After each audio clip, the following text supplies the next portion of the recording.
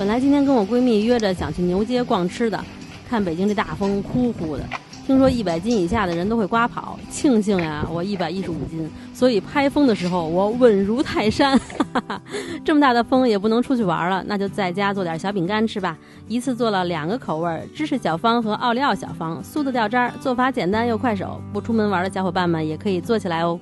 黄油要给它提前放在室温下软化，软化到按下去没有阻力，然后加上糖粉拌匀。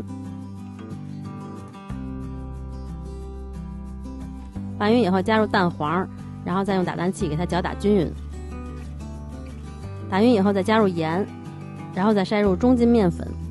本来我想加15克杏仁粉的，但是翻了半天家里没有了。如果家里有杏仁粉的话，可以替换15克的杏仁粉。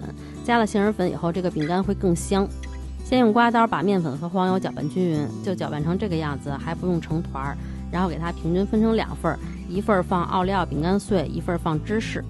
芝士我用的就是马苏里拉芝士，还有我们家冰箱里剩了点那个芝士丁儿，也可以用芝士粉，芝士粉大概放8到10克左右。然后就再把这2个口味的面团捏成团就可以了。捏团的时候不要反复揉捏，成团即可。配方我用的是小山进大师的配方，他配方用的是中筋粉。我查了一下，小山进大师用中筋粉是为了追求酥脆中带点韧性的独特口感。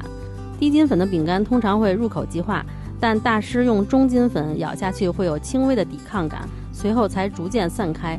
这种层次感需要中筋粉的适度面筋来支撑。面成团以后最好给它松弛一下，松弛个1小时，然后再给它擀开。如果直接就擀了烤的话，容易变形。给它擀成1到1.5厘米的厚度。你可以先稍微给它压扁，然后把这个纸折成方形，这样再擀就比较好擀。然后就把这2块擀好的饼干面团放到冰箱里去冷冻半个小时，冻硬了就给它切成小方块。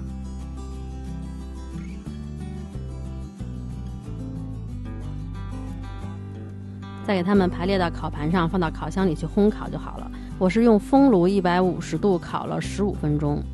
烤完以后我觉得颜色稍微有点深，下次我要用140度烤，不过口感还是很酥的。